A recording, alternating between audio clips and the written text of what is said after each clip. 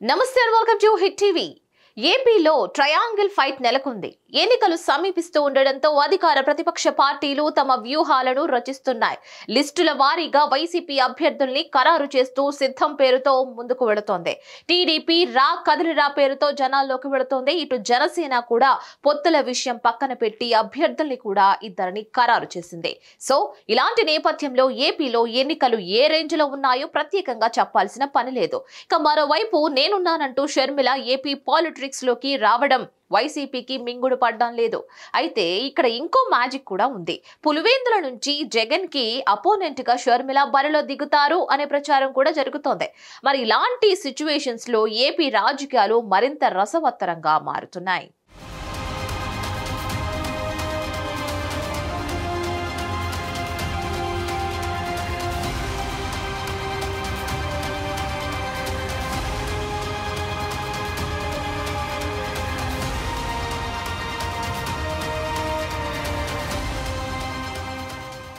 ఉత్తరాంధ్ర నుంచి వైసీపీ ఎన్నికల రణభేరి మోగించేందుకు రెడీ అయింది. రానున్న ఎన్నికల సమరానికి సమాయత్తం అవుతున్న వైసీపీ అధిష్టానం సిద్ధం పేరుతో రాష్ట్ర వ్యాప్తంగా 5 సభలను ఏర్పాటు చేయనుంది. ఇందులో ముందుగా విశాఖపట్నం జిల్లాలోని భీమిలి నియోజకవర్గం నుంచి ఆ పార్టీ అధినేత సీఎం జగన్ ఎన్నికల శంఖారావాన్ని పూరించనున్నారు.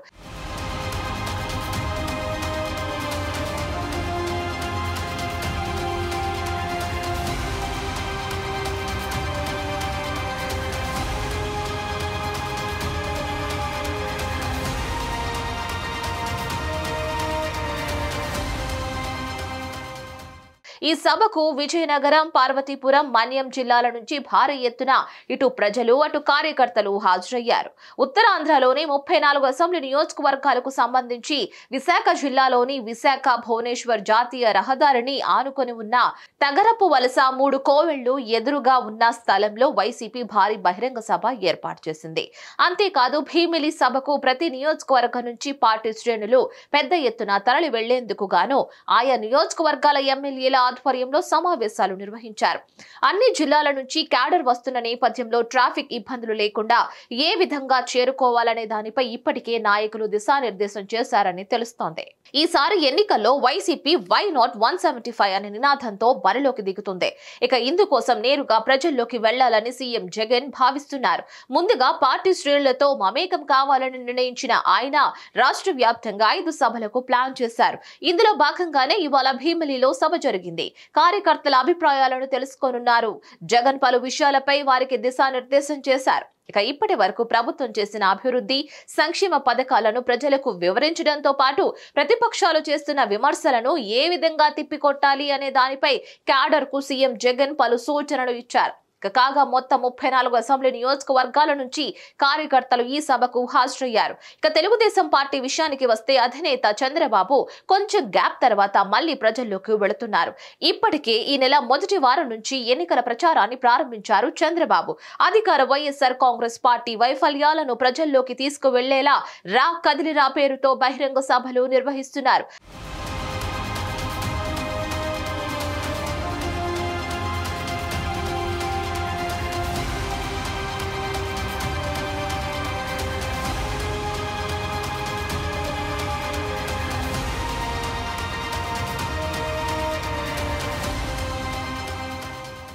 పార్లమెంటు నియోజకవర్గాల వారీగా సభలు పెడుతూ ప్రజల్లోకి వెళుతున్నారు.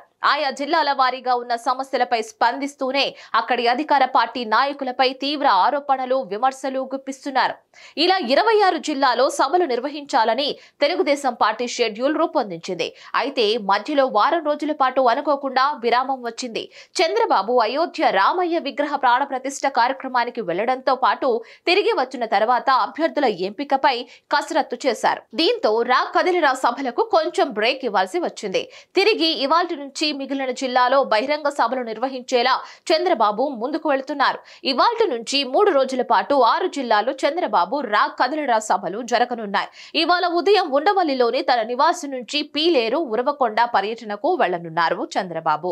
ఉదయం 11 గంటలకు గన్నవరం ఎయిర్పోర్ట్ నుంచి తిరుపతి ఎయిర్పోర్ట్ కు చేరుకొని అక్కడి నుంచి హెలికాప్టర్ లో అన్నమయ్య జిల్లా పీలేరు వెళ్లనున్నారు. అక్కడ బహిరంగ సభలో పాల్గొన్న తర్వాత అనంతపురం జిల్లా ఉరవకొండలో బహిరంగ సభలో పాల్గొంటారు. ఇక్కడ టీడీపీ ఎమ్మెల్యే ప్రాతినిధ్యం వహిస్తూ ఉండడంతో సభను ప్రతిష్టాత్మకంగా తీసుకున్నారు. రేపు ఉదయం నెల్లూరు రూరల్ నియోజకవర్గంలో, మధ్యాహ్నం పత్తికొండ నియోజకవర్గం సభలో పాల్గొంటారు. సోమవారం ఉదయం తూర్పుగోదావరి జిల్లా రాజమండ్రి రూరల్, మధ్యాహ్నం గుంటూరు జిల్లా పొన్నూరులో కదిలిరా సభల్లో పాల్గొనున్నారు టీడీపీ అధినేత. టీడీపీ జనసేన పొత్తుకు సంబంధించి పవన్ చేసిన వ్యాఖ్యలపై చంద్రబాబు స్పందిస్తారా లేదా అనే చర్చ కూడా జరుగుతోంది. తెలుగుదేశం జనసేన పార్టీల మధ్య అంత సవ్యంగా జరుగుతుంది అనుకున్న సమయంలో పవన్ కళ్యాణ్ చేసిన వ్యాఖ్యలు రాష్ట్ర రాజకీయాల్లో తీవ్ర చర్చకు దారితీశాయి. టీడీపీ పొత్తు ధర్మం పాటించడం లేదంటూ జనసేన అధినేత పవన్ కళ్యాణ్ వ్యాఖ్యలు చేశారు. ఇక త్వరలో రెండు పార్టీల అధినేతలు కలిసి మొదటి విడత అభ్యర్థుల జాబితా ప్రకటిస్తారని అందరూ అనుకుంటున్న సమయంలో పవన్ కళ్యాణ్ వ్యాఖ్యలు ప్రకంపనలు సృష్టించాయి. వాళ్ళు 2 సీట్లు ప్రకటించారు కనుక నేను కూడా 2 సీట్లు ప్రకటిస్తాను అంటూ రాజోలు, రాజానగరం స్థానాలకు అభ్యర్థులను ప్రకటించేశారు పవన్ కళ్యాణ్. అక్కడితో ఆగకుండా చంద్రబాబుకు ఉండే ఒత్తిళ్లు ఆయనకు కూడా ఉంటాయి, నాకు ఉండే ఒత్తిళ్లు నాకుంటాయని అన్నారు. 40 ఏళ్ల రాజకీయ అనుభవం ఉన్న నేత పొత్తు ధర్మం పాటించలేదని విమర్శించారు. అయినా రాష్ట్ర భవిష్యత్తు కోసం 2 పార్టీలు కలిసి ముందుకు వెళతాయని చెప్పుకోవచ్చారు. ఇక షర్మిల విషయానికి వస్తే పీసీసీ చీఫ్ అయినప్పటి నుంచి జగన్ పై తన బాణాన్ని ఎక్కుపెట్టింది. ఒక రకంగా చెప్పాలంటే పీసీసీ అధ్యక్షురాలు వైఎస్ షర్మిల వైసీపీకి కొరకరాని కొయ్యగా మారారు. వైసీపీని టార్గెట్ చేసుకుంటున్నారు. సోదరుడు జగన్ పై వ్యక్తిగత కామెంట్స్ చేస్తున్నారు. వైసీపీ నేతలు ఒక్క మాట ఆడితే షర్మిల 10 మాటలతో తిప్పికొడుతున్నారు. విపక్షాల కంటే ఇప్పుడు షర్మిలను ఎదుర్కోవడమే వైసీపీ శ్రేణులకు కష్టతరంగా మారింది.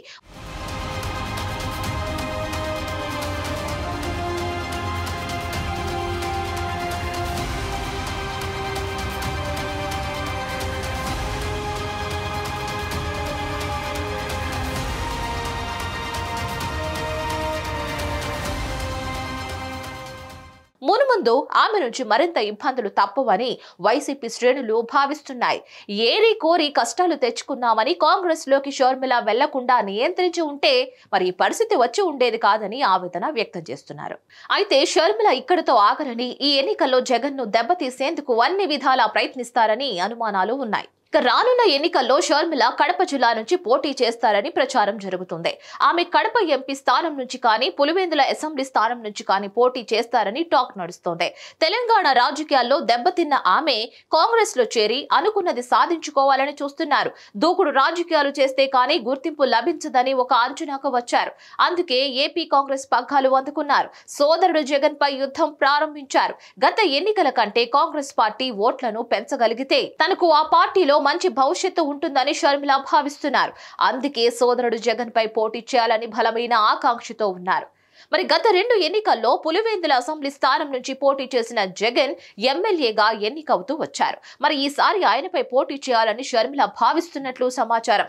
అదే జరిగితే ఇద్దరి మధ్య గట్టి ఫైట్ నడిచే అవకాశం ఉంది. మరి ఇటువంటి తరుణంలో ఓ వార్త వైరల్ అవుతుంది. ఒకవేళ షర్మిల పులివెందుల నుంచి పోటీ చేస్తే జగన్ తప్పుకోవాలని భావిస్తున్నట్లు తెలుస్తోంది. షర్మిల పోటీ చేస్తే జగన్ కు ఓటమి ఖాయమని సర్వేల్లో ఇదే వెల్లడైందని కూడా ప్రచారం జరుగుతోంది. వైసీపీ కీలక నేత చెవిరెడ్డి భాస్కర్ రెడ్డి ఒక ప్రత్యేక సర్వే చేయించారని, షర్మిలకే పులివెందులలో మొగ్గు కనిపిస్తోందని తేలినట్లు సమాచారం. అందుకే జగన్ కు వేరే నియోజకవర్గం ఎంచుకోవాలని సూచిస్తున్నట్లుగా కూడా తెలుస్తోంది.